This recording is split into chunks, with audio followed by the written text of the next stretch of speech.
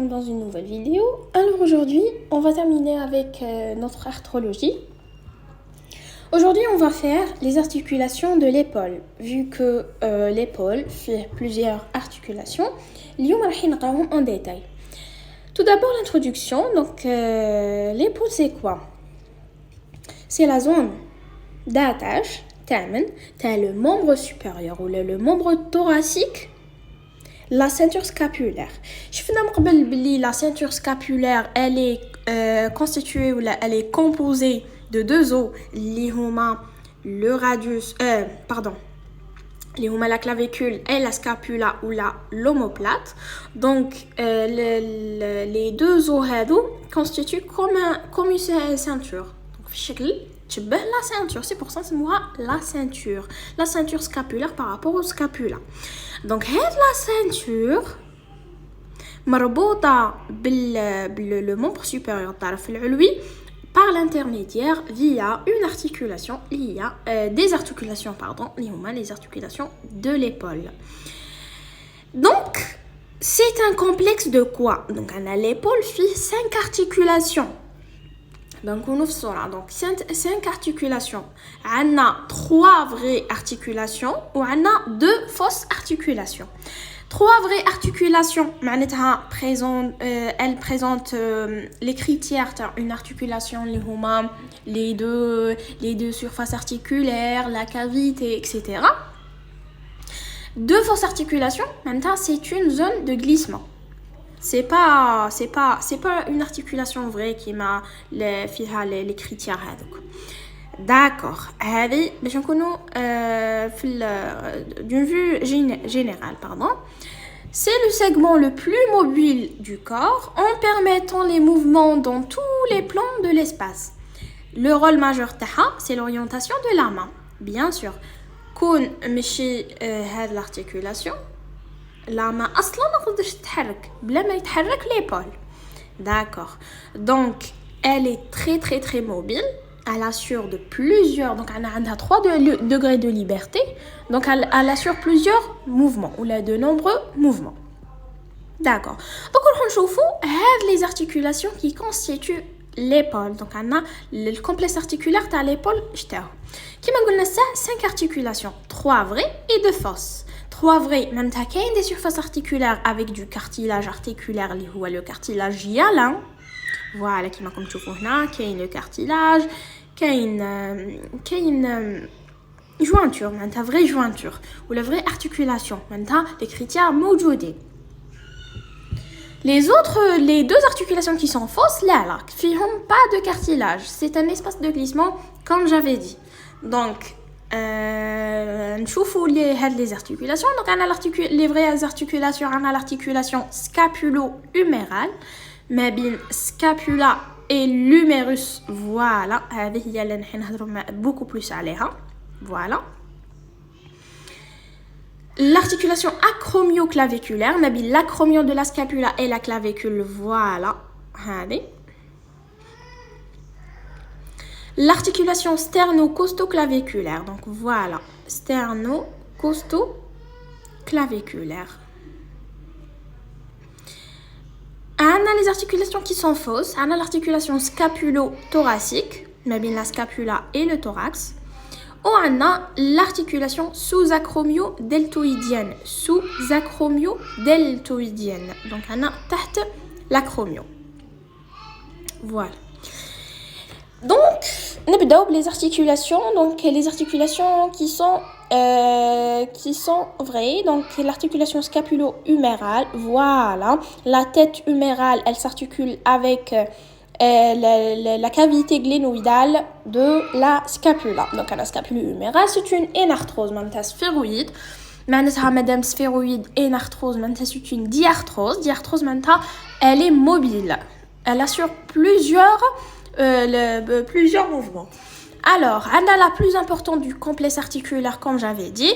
Elle unit la tête humérale, la cavité glénoïdale ou la cavité glénoïde de la scapula. Il est bien montré. Voilà.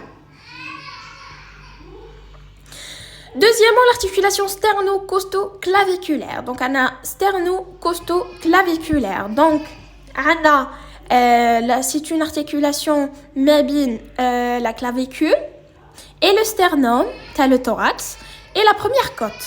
Sterno, costaud par rapport aux côtes, sterno par rapport au sternum, costaud par rapport à la première côte, et clavicula par rapport à la clavicule. Voilà. Elle est là. Alors, elle est de type articulation ancienne. Voilà, où là c'est un emboîtement réciproque. Toujours les deux qui sont concaves. Comme l'interposition, comme le cavalier sur un cheval. Alors, l'articulation, elle est vraie avec une capsule et des ligaments. Les ligaments, on a sternoclaviculaire, costoclaviculaire, interclaviculaire. Voilà, les ligaments sont bien montrés. Voilà, on a le ligament costoclaviculaire, la première côte et la clavicule. Nous avons le ligament interclaviculaire, les deux clavicules. Et nous avons les ligaments... les ligaments le sternoclaviculaire, le sternum et la clavicule. Voilà.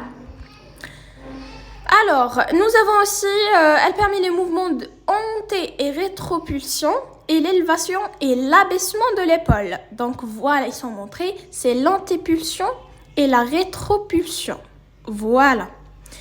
Nous avons l'élévation et l'abaissement de l'épaule. Voilà.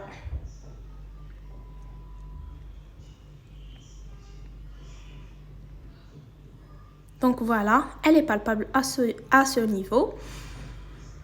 On peut l'explorer radiologiquement. Voilà.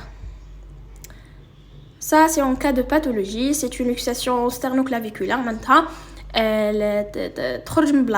voilà. D'accord.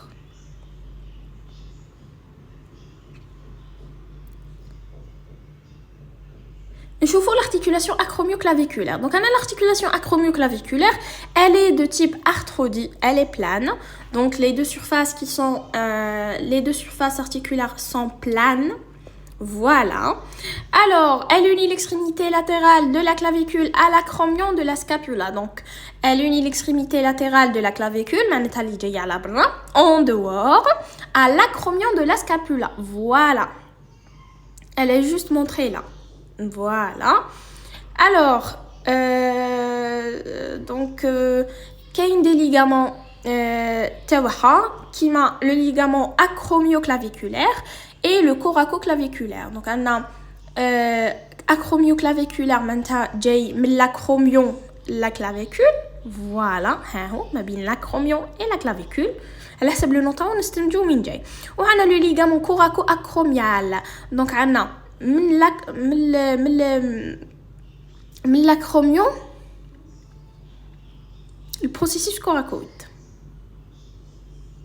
D'accord.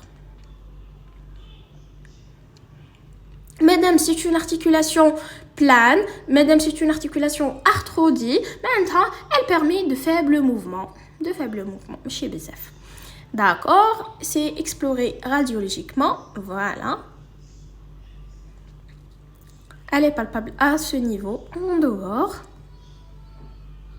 Et pathologie, toujours une luxation acromioclaviculaire. Maintenant, تبعد على بلاصتها. D'accord. Donc, on chauffe les articulations qui sont fausses. Les deux dernières articulations qui sont fausses. Ce ne sont pas des vraies articulations, c'est des espaces de glissement. Alors, la première articulation, c'est l'articulation scapulo-thoracique. C'est une fausse articulation, comme j'avais dit.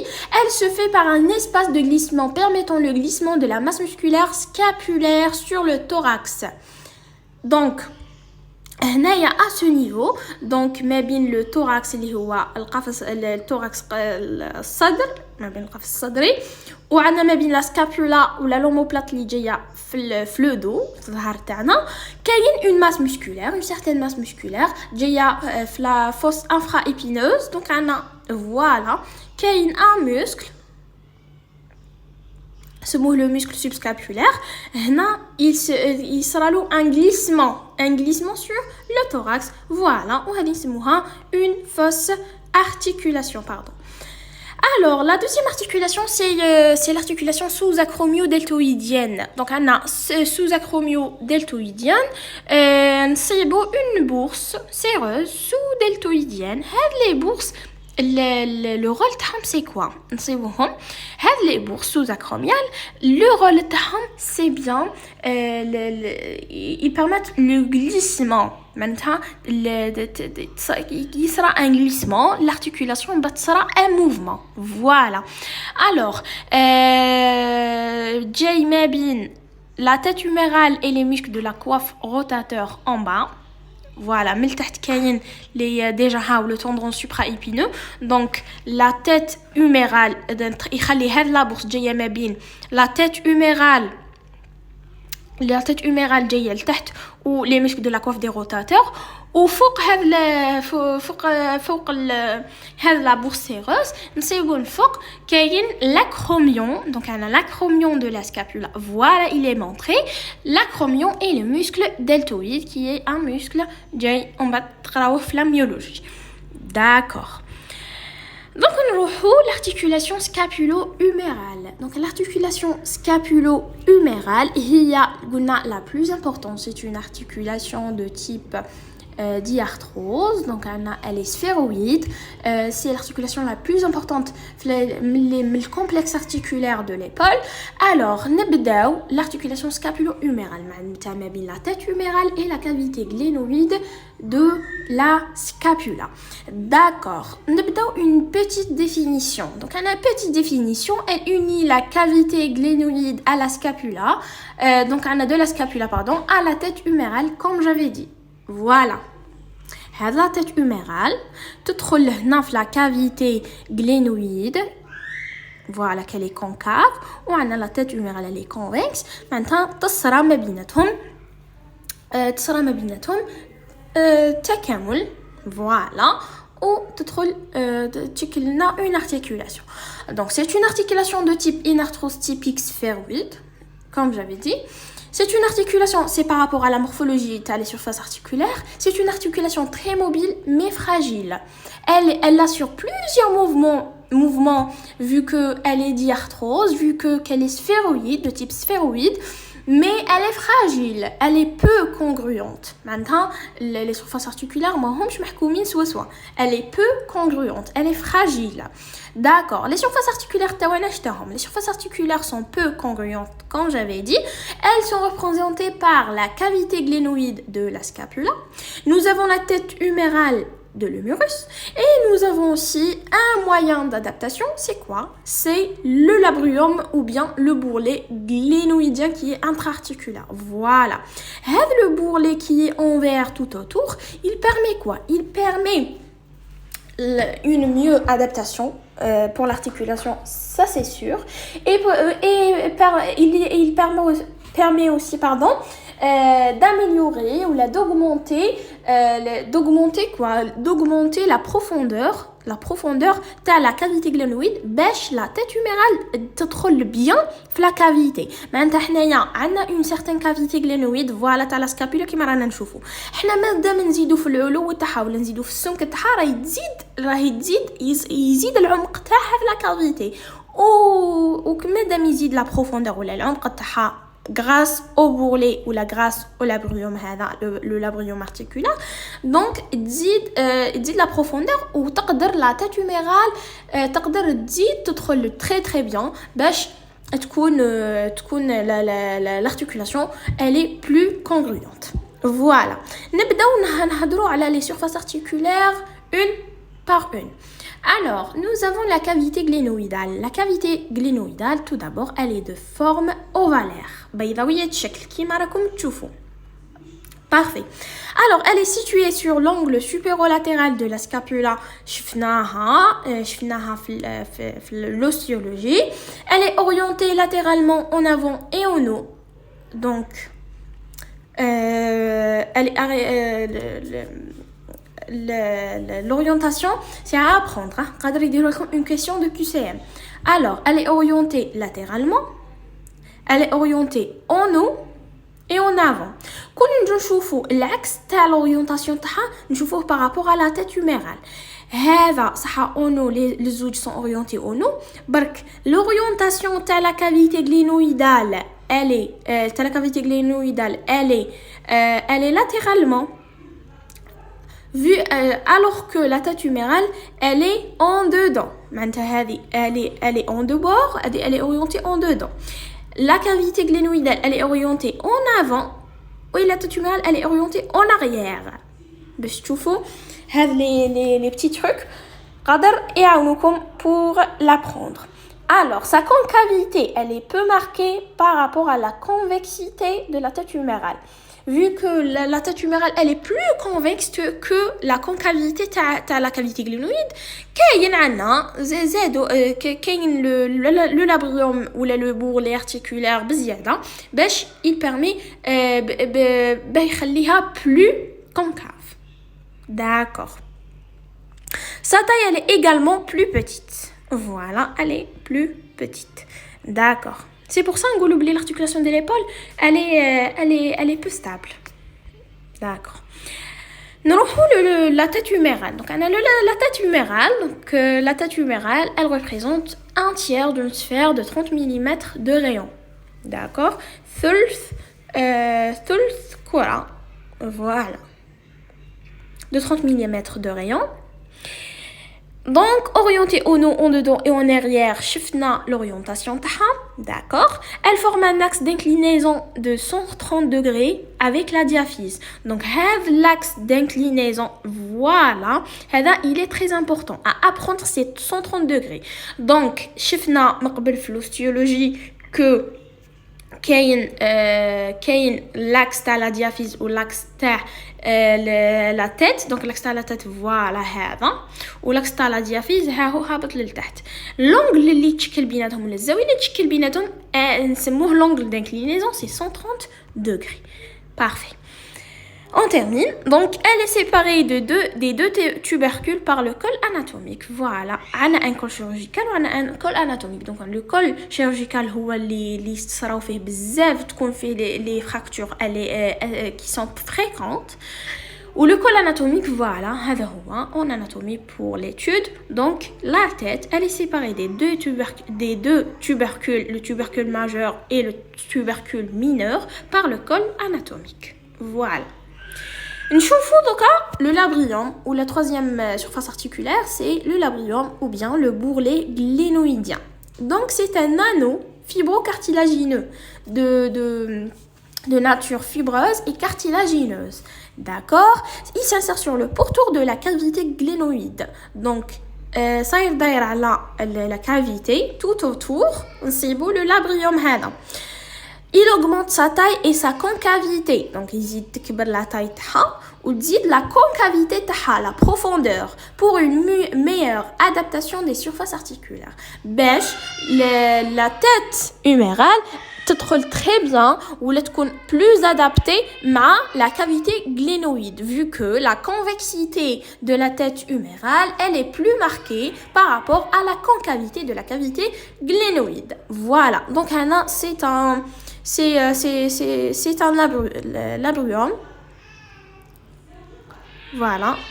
Véridique. D'accord.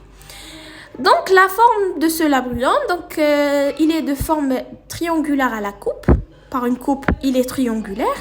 Donc, on a trois faces. Maintenant, madame triangulaire, on a trois faces. On a une face latérale, articulaire. On a une face périphérique محيطية, elle donne l'insertion à la capsule articulaire, voilà. Et une face médiale, elle s'insère sur le rebord glénoïdal, voilà. Une face qui s'insère sur le bord glénoïdal, une face articulaire et une face périphérique, elle donne l'insertion à la capsule articulaire. Voilà. Passons maintenant aux moyens d'union. Donc, les moyens d'adaptation, c'est quoi? Comme le labrium, comme les ménisques, comme les disques, etc. Donc, il faut les moyens d'union. D'accord. Les moyens d'union servent à quoi?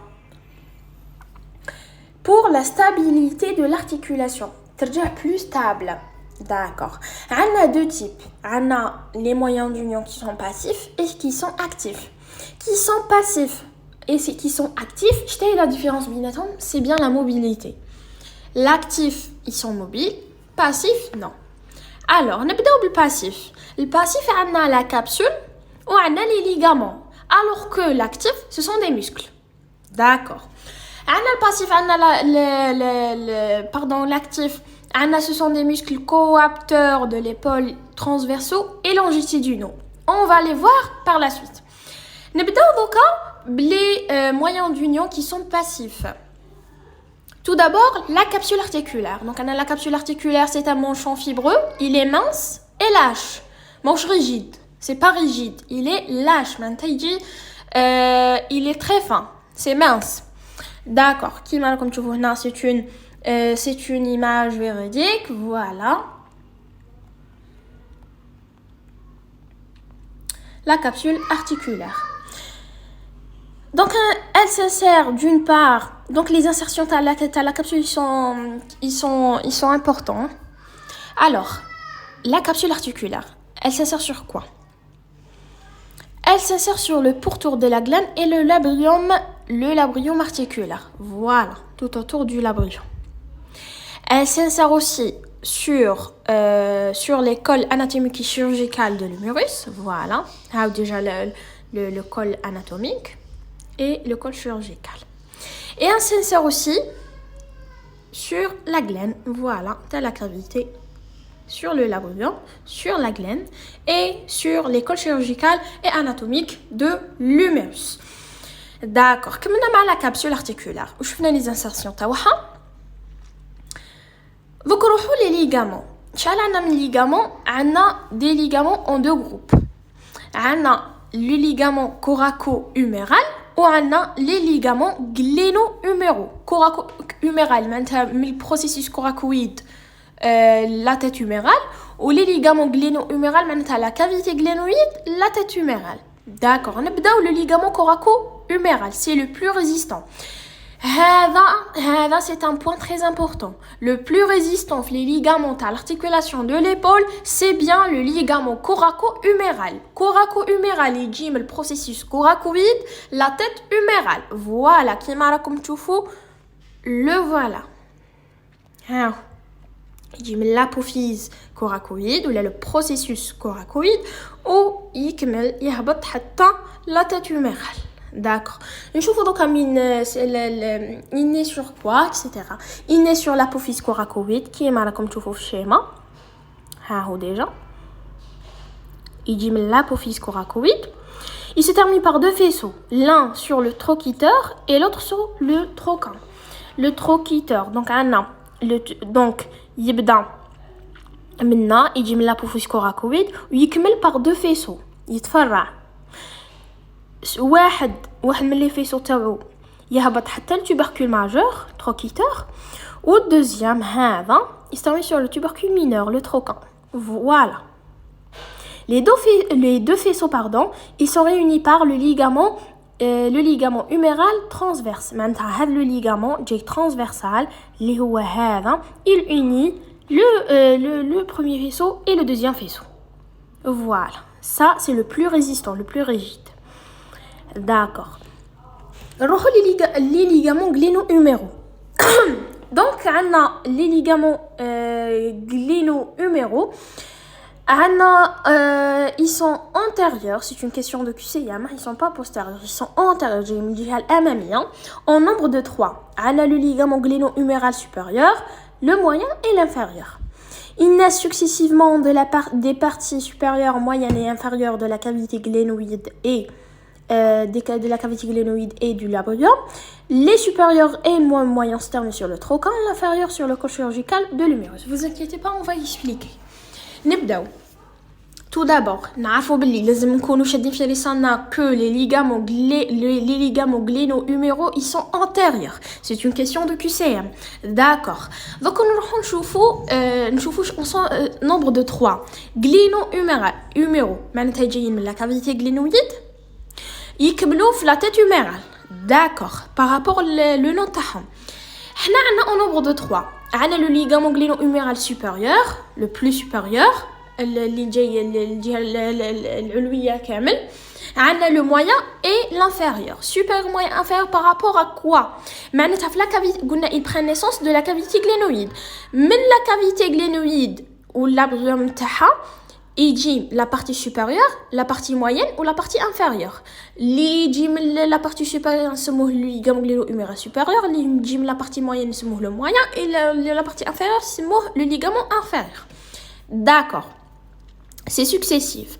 Donc il se termine donc on a le ligament supérieur, donc on a le ligament supérieur, moyen et inférieur. Voilà, هذا الأول, هذا الزوج وهذا الثالث. Le supérieur et le moyen se terminent sur quoi? Le supérieur et le moyen se terminent sur le trocar, le tubercule mineur. Voilà, ها هو الأول وها هو الزوج. Le troisième, donc, et l'inférieur, il se termine sur le col chirurgical de l'humérus, اللي هو هذا. كيما راكم تشوفوا. Donc هذا هما les trois. D'accord. نروحوا دوكا هاد les trois ligaments راح يرسموا لنا وحده un Z plaqué sur la face antérieure de la capsule délimitant deux zones de faiblesse. Les zones de faiblesse, ce sont des zones de faiblesse مناطق ضعف. Parce que ils sont pas recouverts par les ligaments, etc. Alors, on a le foramen ovale de Waite-Braid ou on a le foramen triangulaire de Rouvière. Alors, le foramen ovale de Waite-Braid, il est en haut entre les ligaments gléno-huméro supérieur et moyen. Donc, on a le ligament gléno-huméro supérieur et moyen. Donc, voilà, ما بين هذا وهذا الوسطاني كاين هنا un ligament. Donc, un ligament qui est كاين une certaine zone. نسموها le foramen ovale de Waite-Braid. D'accord.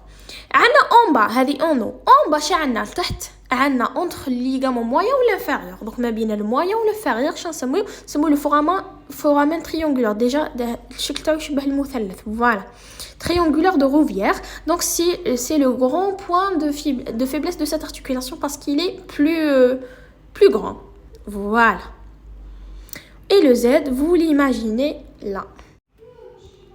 Donc voilà. Les deux zones de faiblesse. Nous avons donc les moyens d'union qui sont passifs. Les moyens d'union qui sont passifs, ce sont des muscles coapteurs de l'épaule, donc maintiennent la tête humérale en contact avec la cavité glénoïde, que c'est sûr, maintenant plus stabilisé. On a deux groupes, de direction horizontale et de direction longitudinale. De direction horizontale, ce sont les muscles de la coiffe des rotateurs. En haut, c'est le muscle sus-épineux ou la supra-épineux. En arrière, le muscle sous-épineux et le petit rond. En avant, c'est le muscle sous-scapulaire ou l'infrascapulaire. À direction longitudinale, le chef court du muscle biceps brachial, le muscle coracobrachial, le deltoïde et le chef long du muscle triceps brachial. C'est à apprendre par cœur. Vous utilisez les schémas, c'est beaucoup plus mieux pour mieux fixer ces informations. Donc en bas, il n'y a ni un ligament, ni un muscle. La luxation inférieure est donc la plus fréquente. Donc c'est une grande, très très très grande. L'information donc c'est une très grande zone de faiblesse. Donc ما كان ni ligament ni muscle. معناتها قادر تصرى فيها une luxation فماك ولا donc c'est fréquent. Alors, nous chauffons donc la synoviale. La synoviale tapisse la face profonde de la capsule. Voilà. Elle sécrète le liquide synovial qui permet la lubrification de l'articulation. Donc, forme une gaine autour du tendon de la longue portion du triceps. C'est une question de QCM. Donc, voilà, le tendon le tendon du biceps, pardon. Voilà, en mauve. La synoviale. Elle est tout autour, elle forme une gaine, elle a le ligament tahad le muscle. Voilà. On a les bourses séreuses aussi pour mieux assurer un meilleur glissement de l'articulation. Kayn bzaf les muscles. Les plus importantes, on a la bourse sous-scapulaire, on a la cirrhose bicipitale, la sous-deltoïdienne, la sous-coracoïdienne, du muscle sous-épineux, etc. Donc, par rapport à التسمية تاعهم نقدروا نعرفوا وين جايين à peu près. Donc, on a le bicipital, on a la sous-deltoïdienne تحت le deltoïde, la sous-coracoïdienne تحت l'apophyse coracoïdienne. Donc, on a du muscle sous-épineux, du muscle sous-scapulaire, etc. Alors, on a la physiologie articulaire. L'articulation scapulo-humérale, c'est une articulation, elle est très mobile, mais elle est fragile. Mais elle assure une très très grande mobilité. On a 3 degrés de liberté, on a 3 plans de mouvement dans 3 axes. Autour de 3 axes, pardon. Donc, on a le plan frontal ou le plan antéro-postérieur. Elle assure quoi? L'adduction et l'abduction. L'adduction et l'abduction. L'adduction, comme j'avais dit dans la vidéo les fêtes, que l'adduction, c'est porter le membre en dedans. Voilà, c'est ça l'adduction. C'est à 30 degrés. 30, mais bien 30 et 40. Elle assure, cette articulation, elle assure l'adduction de 30 à 40 degrés. L'abduction, elle porte le membre en dehors. Voilà. Le plan médian, c'est à 120 degrés, à peu près. L'amplitude de pardon, dans le plan sagittal, je suis autour d'un axe transversal. Elle assure quoi? L'anté et la rétropulsion, ou la flexion et l'extension. Donc, on a l'extension, c'est ramener ou la projeter le membre en arrière. C'est limité à 50 degrés, de 30 à 50 degrés. Donc, la flexion, non. La flexion, c'est ramener ou la projeter le membre en avant. Voilà. C'est à peu près 180 degrés. هنا برك تعاونها l'articulation scapulo-thoracique qui est une fausse articulation scapulo-thoracique. C'est تعاونها معناتها le glissement تاع la masse musculaire sur le thorax. Sur le dernier plan, le plan transversal. Donc, on a le plan transversal où là, autour d'un axe vertical, l'avant-bras est réfléchi à 90 degrés pour éliminer la pronosupination. Donc, on a la rotation latérale et la rotation médiale. Donc, la rotation latérale, voilà, c'est à 80 degrés. La rotation médiale, assurée à 95 degrés. Donc, la circonduction, c'est quoi? C'est la combinaison de les mouvements précédents. Combinaison de l'adduction, l'abduction, la flexion, l'extension, la rotation interne, la rotation externe, etc. C'est décrit quoi? La circonduction décrit un cône irrégulier. Voilà. Qui نجمعهم كاملين. Donc, l'exploration radiologique تاعها نقدروا نشوفوهم بلي rayons standard, نشوفوهم بالارترو IRM ونقدروا نشوفوهم بالارتروgraphie هاد l'articulation pour l'explorer. Donc, pour l'intérêt pratique, donc elle est palpable, voilà, on peut l'examiner s'il y a une luxation, etc. Et voilà la luxation de l'épaule. Donc la tête humérale ما تكونش adaptée mieux ما تكونش adaptée مليح ولا ما تكونش congruente مع la tête humérale. C'est pour ça qu'on a elle est fragile. Donc on a terminé avec l'articulation de l'épaule il y a l'articulation réelle. J'espère que c'était clair. نتلاقاو ان شاء الله dans la prochaine vidéo pour terminer notre arthrologie. والسلام عليكم ورحمة الله تعالى وبركاته.